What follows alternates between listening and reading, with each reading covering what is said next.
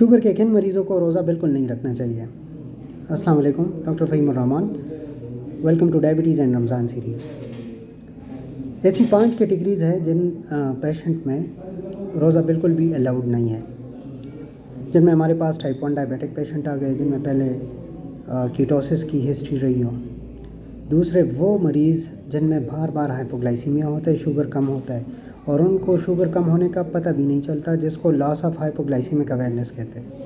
تیسری category in patient کی آتی ہے، ان فیمیلز کی جن کو پریگنینسی میں ڈائبٹیز ڈائگنوز ہوا ہو یا پری ایگزسٹنگ ڈائبٹیز ہو، پہلے سے ڈائبٹیز ہو اور مطلب ابھی پریگنینسی چل رہی ہو۔ چوتھی کیٹیگری جو ہماری پاس ہے وہ ہے کمپلیکیشن والے پیشنٹ، جن میں فالج کے مریض ہو گئے، جن میں دل کے عارضے والے مریض ہو گئے یا گردوں کی بیماری چل رہی ہو، تو ان میں کمپلیکیشنز پیدا ہو سکتی ہے اور روزے کے دوران ان کو مختلف قسم کی پیچیدگیاں پیدا ہو سکتی ہے۔